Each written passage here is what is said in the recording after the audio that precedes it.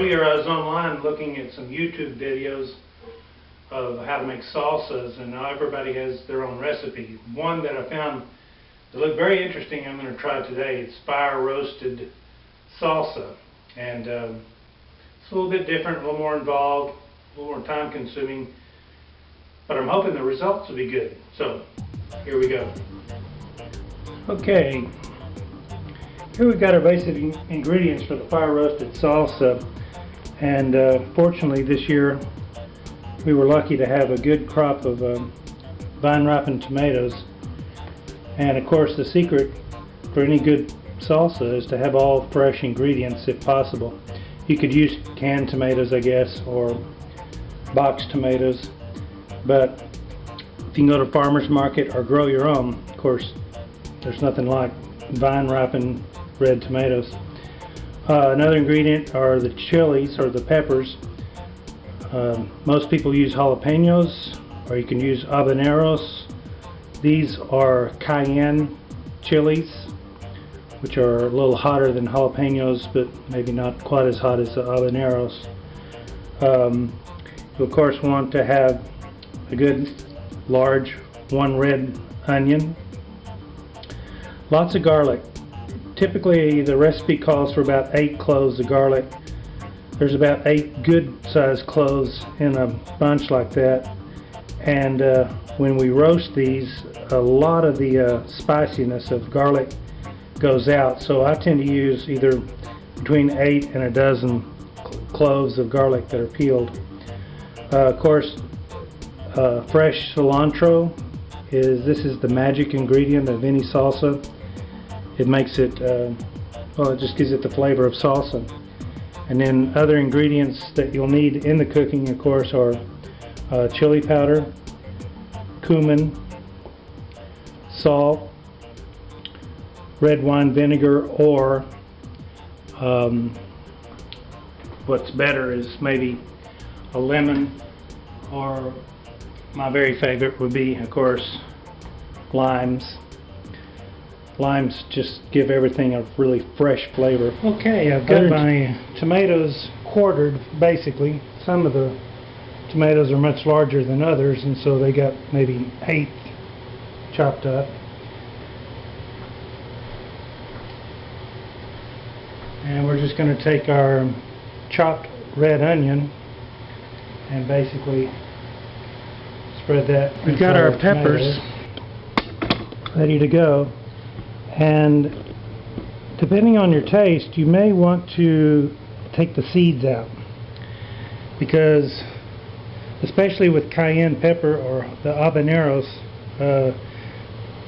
if you take these seeds out, you're taking out about half of the heat.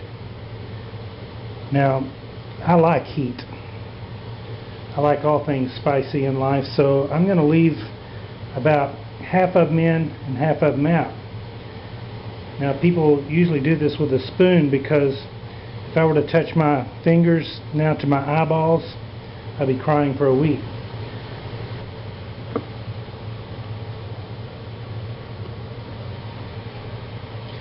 And you want them skin side up. Everything is skin side up, with the tomatoes, the peppers, anything that has a skin, you want skin side up.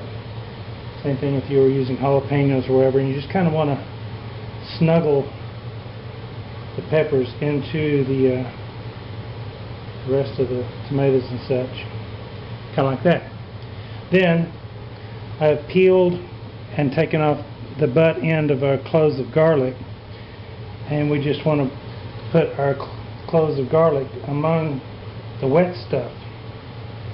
And I've been told that it's important to keep the cloves from touching the broiling pan. You want them to stay as juicy as possible, so we'll put them on top last.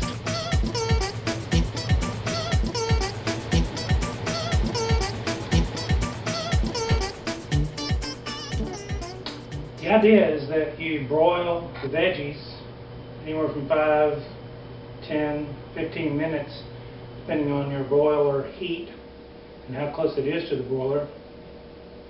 and that makes things like these chilies permeate their flavors into each other. So the onions go to the tomatoes, tomatoes to the chilies, the garlic, of course, goes everywhere.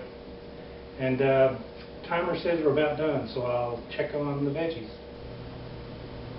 Okay, here's our roasted tomatoes, onions, garlic, and peppers. Although it looks burnt, believe it or not, that charcoaly taste will really come out when we put all this together and cook it down. Okay, here we are at the cooktop. We have our grilled, broiled veggies over here, slightly cooling. And in this stew pot, we don't have any oil or anything, and what we're going to do is go ahead and toast the chili powder, the cumin, and salt. So what we do is we just take our our chili powder, put it in a dry, hot pan, and our cumin,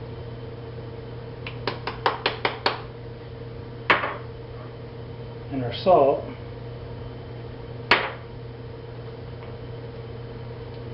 Basically, we're going to toast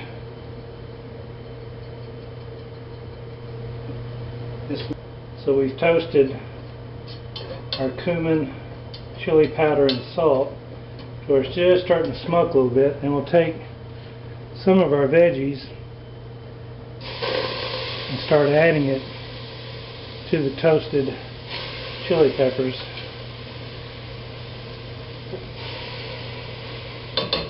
There's no really graceful way to do this, so if your pan's not too hot,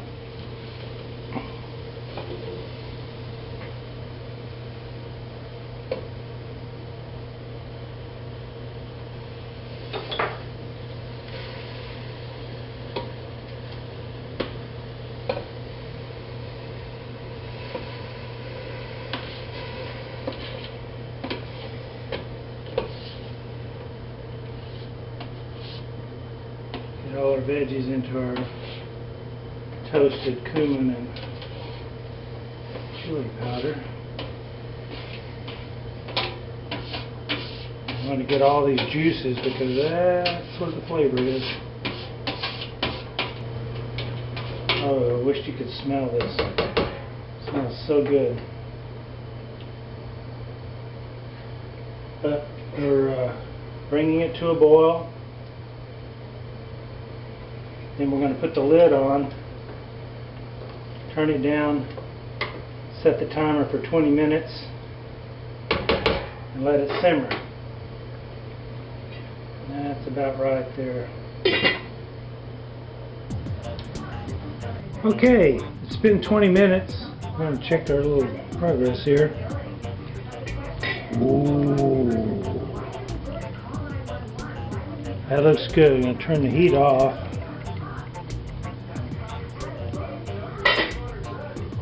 Now, this doesn't look much like salsa now, but we take this handy dandy little hand blender, and what I'm going to do is puree this by pushing the big chunks down to the bottom and blending it up. So you just kind of push it down, and the main thing I'm doing is concentrate on the peppers, the big chunks of garlic, all the super chunky stuff, and by pushing it to the bottom before I do it, it keeps the consistency pretty chunky.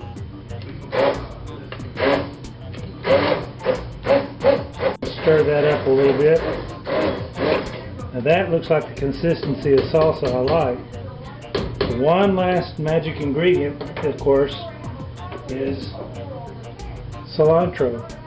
And we put this in dead last because we didn't want to overcook this fresh, delicate herb. So we put in about, depending on taste, 1 to 2 cups of fresh cilantro.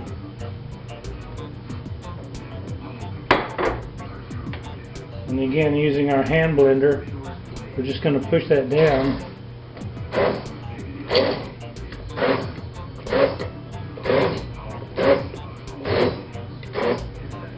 And blend up the cilantro into little chunks.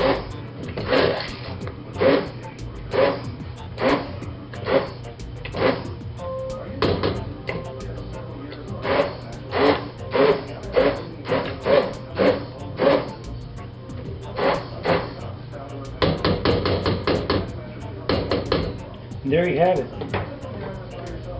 Fire roasted salsa. You could dip it as it is. I'm going to let it cool off because I like room temperature salsa. You can even chill it, but any way you do it.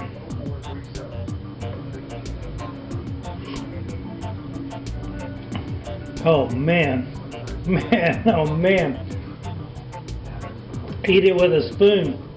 That's good. That is good salsa. You'll enjoy it. Take care. Slim says. Okay folks, here's the finished product. Fire roasted salsa, or as we call it sometimes, West Texas Burnt Salsa. And I'm going to get the review from some friends and neighbors to find out whether this is worth pursuing. I ate some earlier, of course I'm biased, but damn, it's good.